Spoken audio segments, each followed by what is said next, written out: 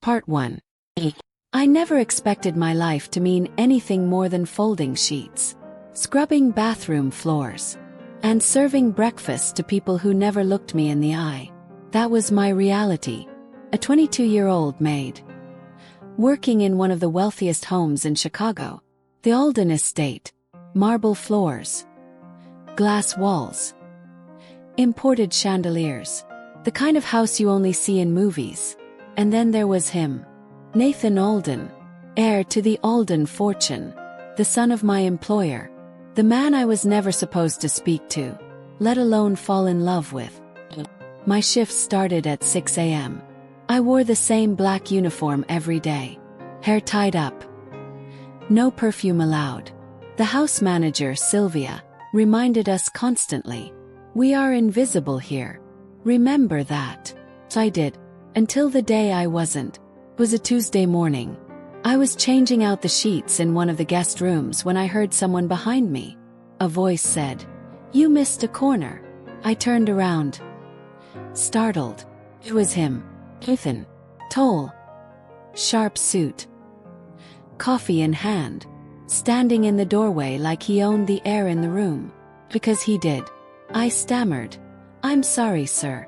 I'll fix it." He didn't leave, just walked in, sat on the edge of the bed, and watched me redo the sheets. His eyes followed every corner I tucked, every wrinkle I smoothed out.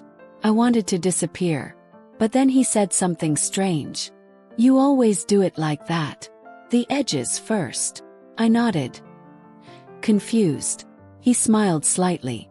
I never knew how much work goes into making a bed look effortless. And just like that, he walked out. That was the first time I spoke to him. But not the last. The next day I saw him again. This time in the kitchen. I was cleaning out the fridge, elbows deep in expired salad dressings. He walked in, grabbed a water bottle and leaned against the counter. "You're new here?" he asked. I wasn't. I'd been there for 9 months. But I just nodded. He looked me over, not in a creepy way, more like he was curious.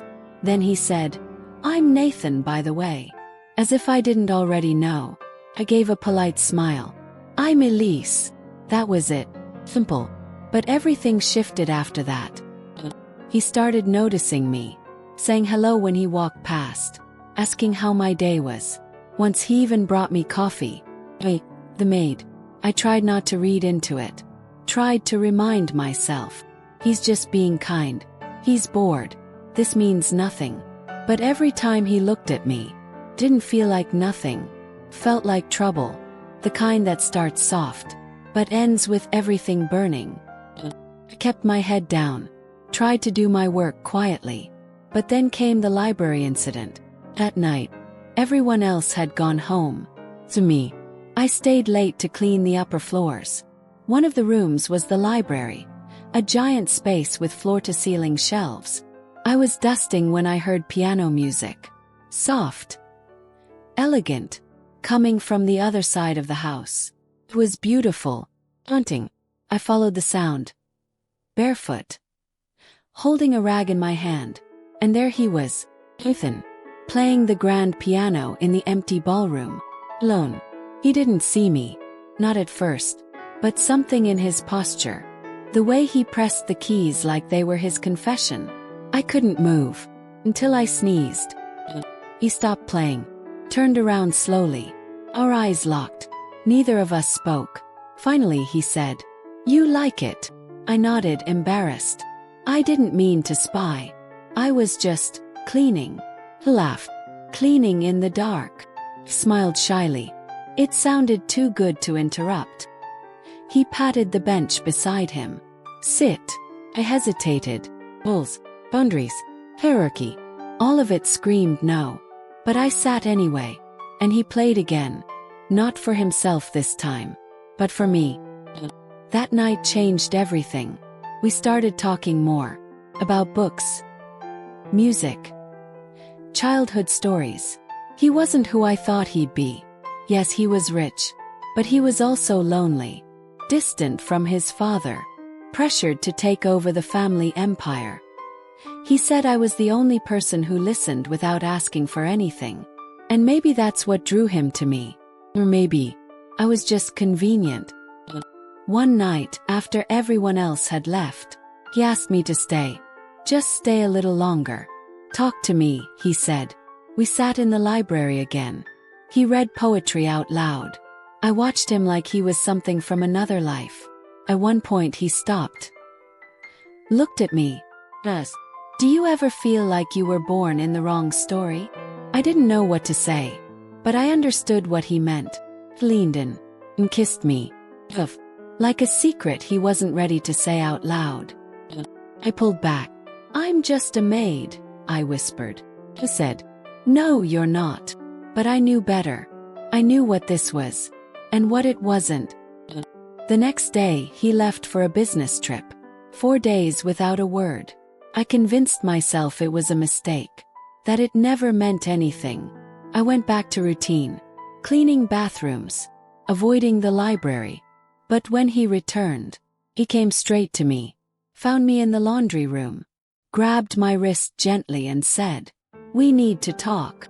He took me to the garden, told me he couldn't stop thinking about me, said he didn't care what anyone thought, that he'd never met someone like me. I wanted to believe him, every word, every promise, but I'd seen too much. He was a billionaire's son. I was a girl from nowhere. I let myself fall. We started seeing each other secretly. Late night walks, hushed phone calls, piano music in the dark, and kisses that made me forget who I was.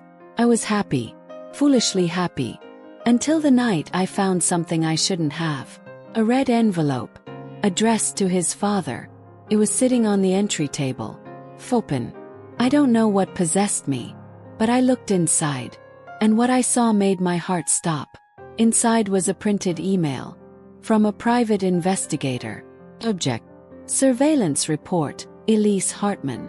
My full name, my hometown, my school records, full background check, and a handwritten note at the bottom. It said, "She's clean. Poor. Too poor." I froze. My hands were shaking. I couldn't breathe. Why would Nathan's father hire a PI to investigate me? Worse, had Nathan known? Was he part of it? Had I been some kind of experiment? A rebellion? A game? The next morning I didn't show up for work. I turned off my phone, packed a bag, and checked into a motel 2 towns over. I needed answers. But I didn't want to ask him, because part of me already knew. Part of me was afraid that this whole time, I was just the maid again, just someone to be handled, not loved. But what would you do if the man who claimed to love you let his family investigate you behind your back? Would you confront him or disappear forever? Part 2. The motel room was cold, not just from the air conditioner, but from the silence, the kind that presses on your chest, makes you feel like even your breath is too loud. I sat on the edge of the bed, holding the red envelope in my lap, rereading every line of the report, every detail they had on me, where I went to school, what jobs I'd worked, even how much rent I paid in my old apartment. They knew everything. And that's what hurt the most. Not that they knew, but that he might have known too. Ethan, the man who kissed me like I was more than just a maid, might have known all along who I was, and what I wasn't. My phone buzzed. And I turned it on an hour ago. 23 missed calls from Nathan. 16 texts. The last one said, "Please, just tell me you're safe." I wanted to hate him. I really did. But I also wanted to believe that maybe, just maybe, he didn't know. I stared at the motel ceiling for hours, until the sun rose, and something inside me snapped. I wasn't going to hide. I needed to hear the truth from his mouth, so I went back. The Alden estate looked the same, but I didn't. I walked past the gates like a stranger. No uniform, no badge. It was me, the girl nobody was supposed to notice. And yet, the moment I stepped inside, I heard someone shout my name. Elise. Nathan came running down the marble stairs. His hair was a mess. Eyes red like he hadn't slept in days. He stopped in front of me. Didn't touch me. Didn't say anything at first. Then he whispered, "Where did you go?" I held up the red envelope. His eyes widened. "You found it," he said softly. He nodded and asked the only question that mattered. "Did you know?" He looked down. And that silence. It was louder than any scream. "Nathan." I said again. "Did you?" "No." He swallowed hard. Then said something I didn't expect. "Yes. But not how you think." My stomach dropped. He motioned for me to follow him. We went into the library. The one place that used to feel safe. Now it felt like a trap. He sat down, ran his hands through his hair, and started to explain. "My father hired the PI." "Not me," he said. "I didn't ask him to. I didn't even know until the report came in." I folded my arms. "And you read it?" He nodded. "I did." My heart cracked. And then he added, "I told him to stop. That it was none of his business." I looked at him, trying to find the truth behind his tired eyes. "Then why didn't you tell me?" His voice broke. "Because I didn't want to lose you." I laughed bitterly. "You did lose me, Nathan. The second you let someone dig into my life like I was a criminal." "I didn't let him," he said. "But I also didn't fight him hard enough." That was the first honest thing he'd said. And maybe the most painful. Stood there, my mind spiraling.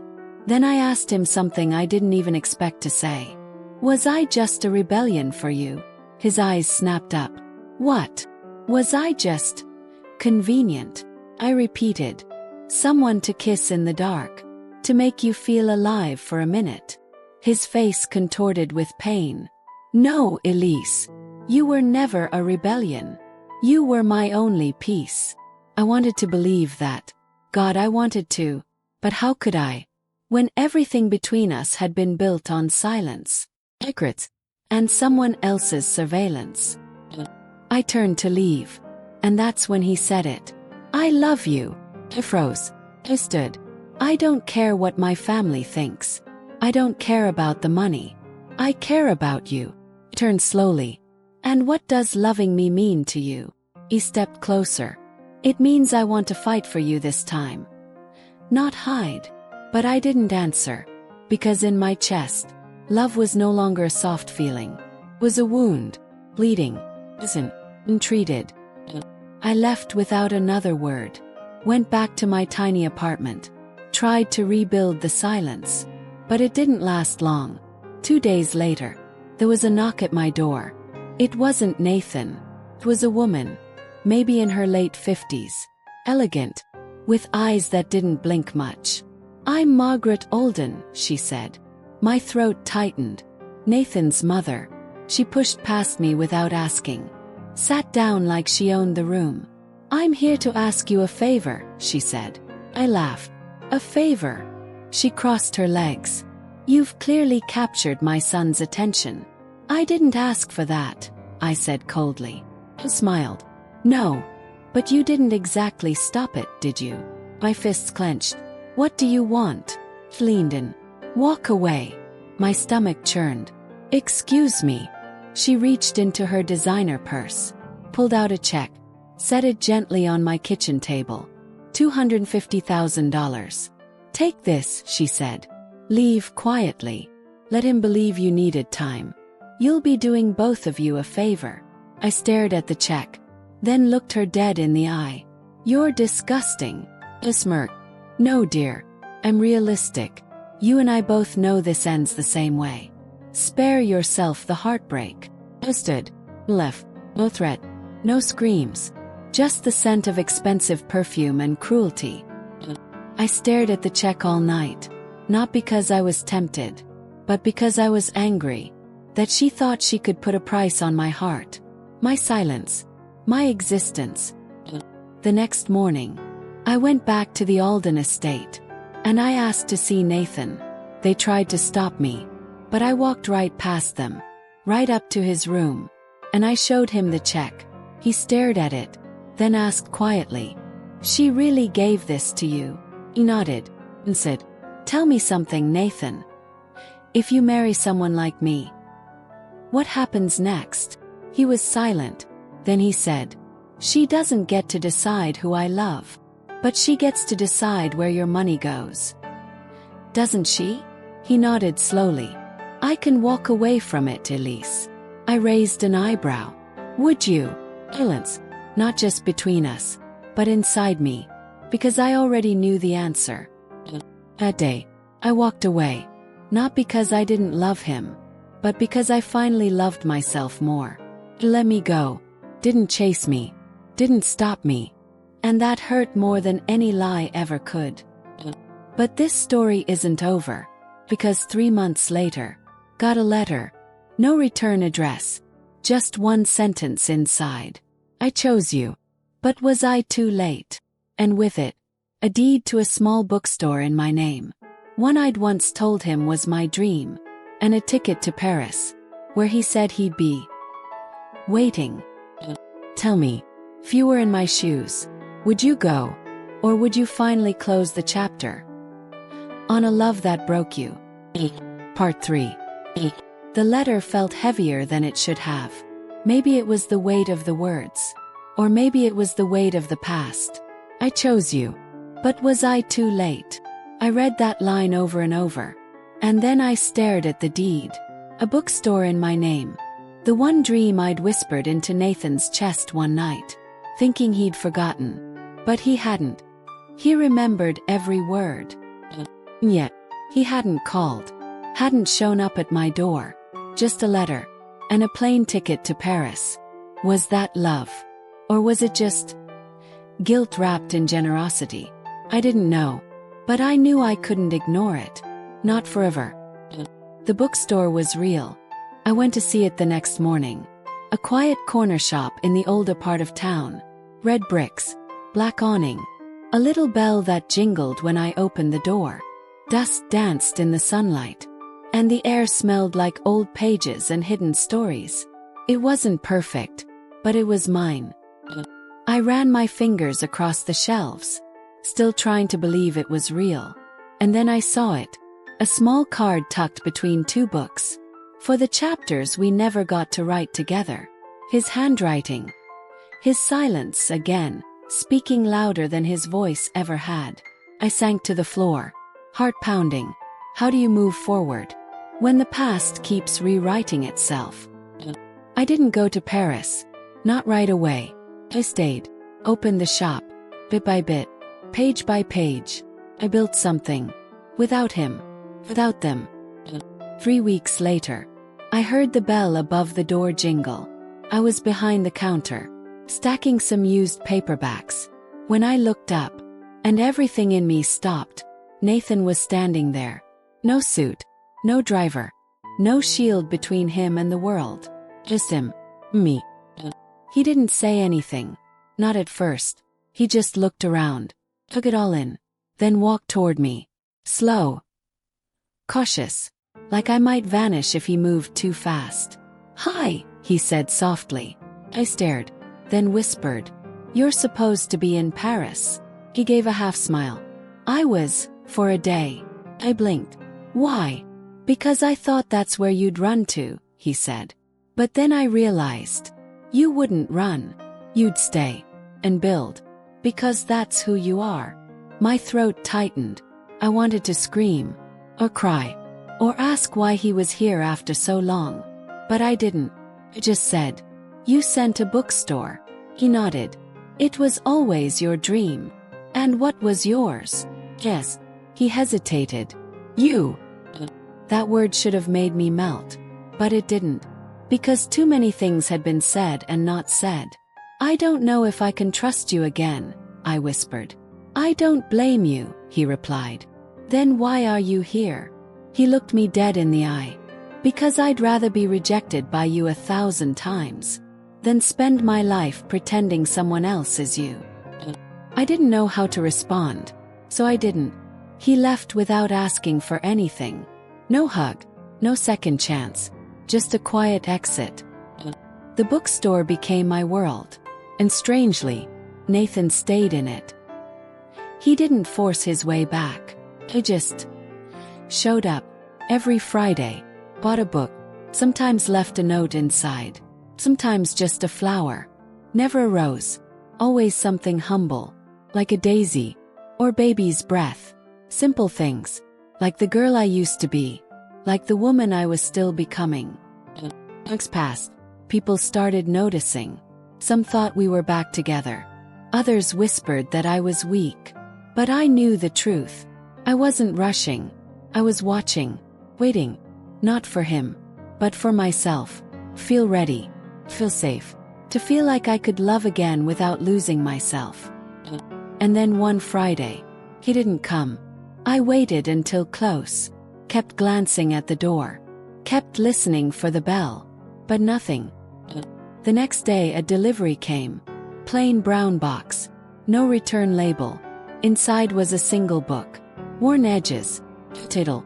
But when I opened it, there was a photo tucked inside, of me and Nathan, from the garden party at the Alden estate. I'd forgotten someone had snapped that. We looked happy, and innocent. Under the photo a letter, only 2 lines. I gave you space. Now I need your truth. My truth was messy, but it was real. So I closed the shop early, took the photo, and went to the address he once gave me. An old townhouse near the river. Not his parents' place. Just as I knocked, and when he opened the door, his face said it all.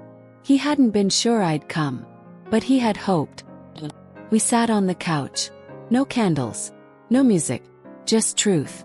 I can't promise forever, I told him. I don't need forever, he said. I just need real. I'm scared, I admitted. So am I, he said. But I'd rather be scared with you than safe without you. And this time, I believed him. 'Cause there was no performance. No grand gestures. Just 2 people, trying to love again. The hard way. The honest way.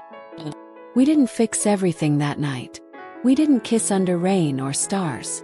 We just sat there, hands touching, heartbeats trying to find rhythm again.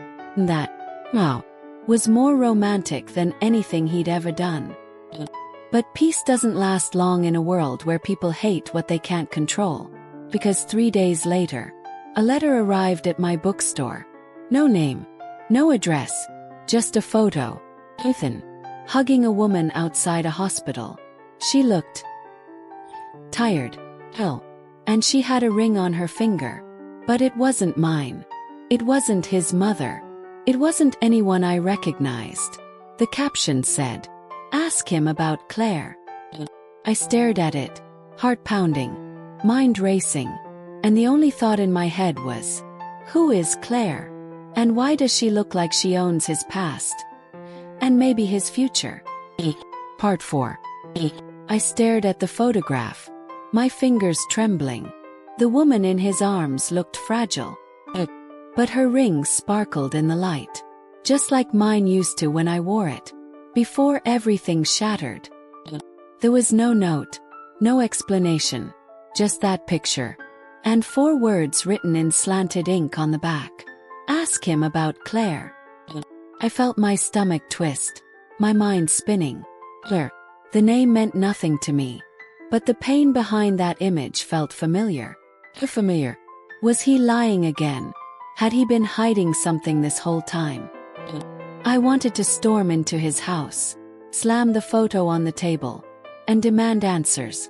But something held me back, something colder than anger. Not about her, but about myself. What if I couldn't handle the truth? What if loving him again had been a mistake? That night I didn't sleep. I sat in my little bookstore, lights off, photo in my lap, wondering how many lives I'd wandered into without permission. First his world, then his heart, and now maybe someone else's tragedy. The next morning, I showed up at his door. No warning, no plan, just pain. He opened it like he'd been waiting for me. And maybe he had. His eyes dropped to the photo in my hand. And he didn't even flinch. "I knew it would find you," he whispered. That made me pause. "You knew?" He nodded. "I figured it was only a matter of time." I stepped inside, closed the door behind me, and for once, didn't cry, just stared. Waiting. "Who is Claire?" He took a breath, then sat down. Like the weight of her name had aged him 5 years in 5 seconds. "She's my wife." The room stopped. Everything in me rose. "What?" "Yes." His voice didn't break, but his heart did. "She's my wife. On paper. But it's not what you think." I laughed. "Bitter. Here. Is it ever?" He didn't defend himself, didn't argue, just looked me dead in the eyes. "She's dying, Amelia." My world tilted, not because of sympathy, but because of confusion. "What are you talking about?" I stood, paced the room once. "She was my best friend's sister. Someone I grew up with. We were never in love. But after her diagnosis, she asked for something." "What?" I whispered. "A name. Stability. Someone to handle the medical bills." "So you married her?" "I did." I sank onto the edge of his couch. It made sense in some twisted, noble kind of way. But it didn't feel noble. Felt like betrayal. "Why didn't you tell me?"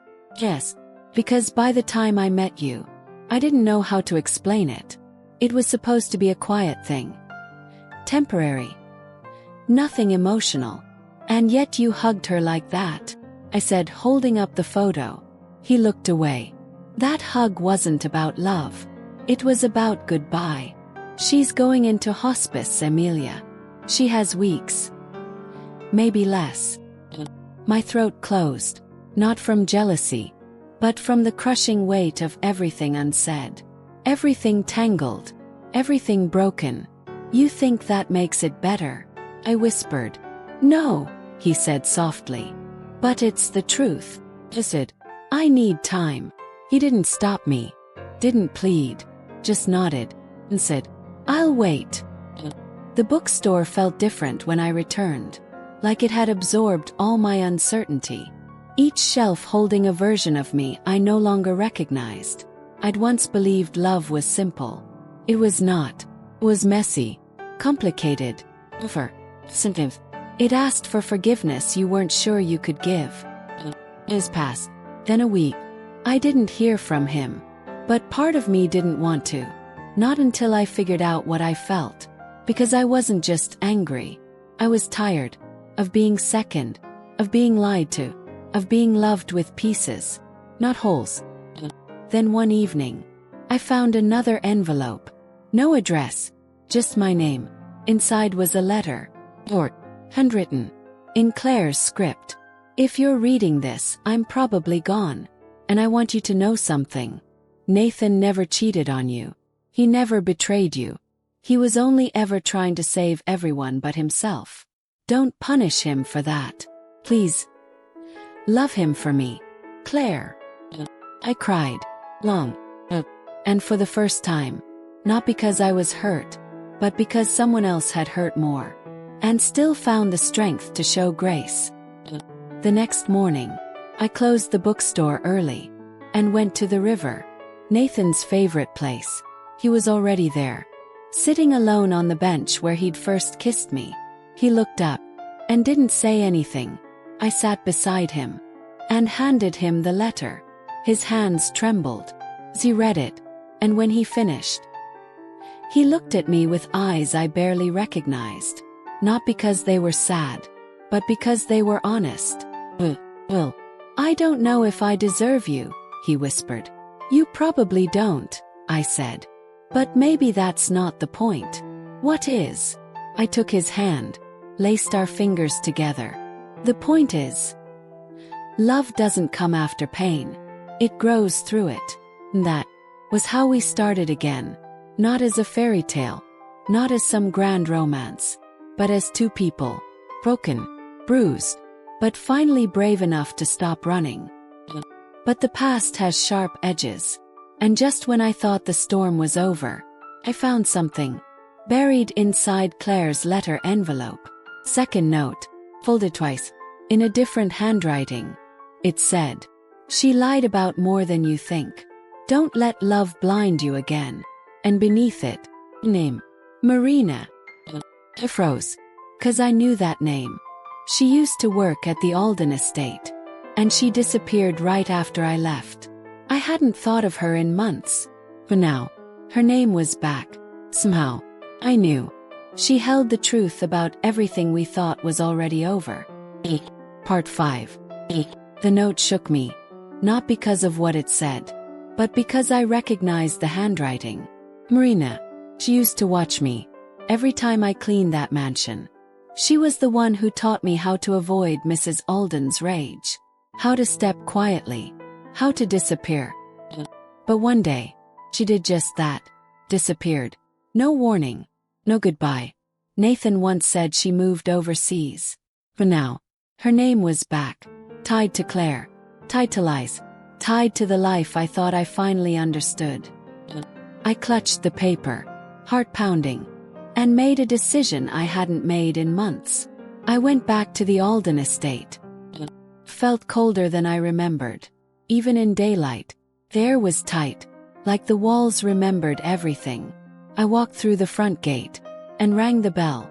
The new maid answered and froze when she saw me. I recognized the fear in her eyes. She had that same look I used to have. I handed her the note and whispered, "Do you know Marina?" She nodded, early, then closed the door halfway. Looked over her shoulder, then back at me. "She's in town," she said quietly. "She left after something happened between her and Claire. Something bad." My hands went numb. "What happened?" "Yes." She hesitated, then whispered. "She said Claire threatened her. Told her to keep quiet, or she'd make sure no one believed her." "About what?" "She never said. Just that she wasn't the only one Claire lied to." The door closed, and I stood there, shaken. I had believed Claire was the victim, the noble one, the dying woman whose last wish was peace. But what if she wasn't just protecting Nathan? What if she was protecting a lie? I found Marina in a motel just outside town. Room 7. She opened the door slowly, and when she saw me, her eyes filled with tears. "Emilia," she whispered. "I thought you'd never come." I stepped inside, sat on the edge of the bed, and waited. She didn't need prompting. She had waited years to speak. "I never hated you," she said softly. "I envied you. You had something I never did. His love." I blinked. "You mean Nathan?" He nodded. "But not in the way you think. I didn't love him. Not like that. I loved what he believed in. Honesty. Justice. Kindness." She paused, then pulled out a small flash drive. "This has everything." "What is it?" "Proof. Claire wasn't who you think she was." I swallowed hard. My letter. From her. It felt sincere. Marina nodded. She was sincere about loving Nathan and dying. But everything else. She looked away. "She framed you." My heart cracked. "What?" "She was the one who planted the earrings. She was the one who told her mother you were a thief. She thought you'd leave quietly. Vanish. But you didn't." She said she was protecting Nathan," I said weakly. "She was protecting herself," Marina corrected. "She always wanted him. She knew he pitted her, but it wasn't love. She thought, if you were gone, maybe he'd fall into her arms." The room spun. "She sent that letter to make herself look like a martyr," I whispered. Marina didn't answer. She didn't need to. I took the flash drive, left the motel, and drove straight to Nathan's house. He opened the door with tired eyes. But I didn't speak. I handed him the flash drive. He plugged it into his laptop, and we watched video files, audio recordings, Screenshots of messages Claire had sent Marina, all filled with manipulation, lies, and one single thread that connected everything. She was afraid. Afraid that Nathan would choose me. Afraid of dying alone. Afraid of being forgotten. By the end of it, Nathan was in tears. Not for her, but for the version of her he had chosen to believe. "I didn't know," he whispered. "I didn't either," I said. Then, he did something I hadn't expected. He closed the laptop, looked at me, and said, "I'm done living in her shadow." We didn't talk for hours after that. We just sat, two people realizing that sometimes love survives, not by ignoring the past, but by walking through it together. Weeks passed. We didn't rush things, didn't try to erase what happened. Slowly, we found our way back. I reopened my bookstore. He sold the estate. We started fresh, in a house near the water, with no secrets, no ghosts, no photos hidden in drawers, just peace, and the smell of coffee in the morning. One evening, he knelt down, not with a ring, but with a key, to the house we picked together. Asked, "Will you build a future with me? This time with truth?" I smiled, took the key, and said, "Yes," not because he saved me, but because I saved myself first. The past will always whisper, but it no longer screams. 'Cause I learned something in all of this. Being just a maid didn't make me less. Made me stronger. It made me see the world for what it is. Flawed, complicated, and full of people pretending to be heroes. But real love, real truth, that comes only when masks fall.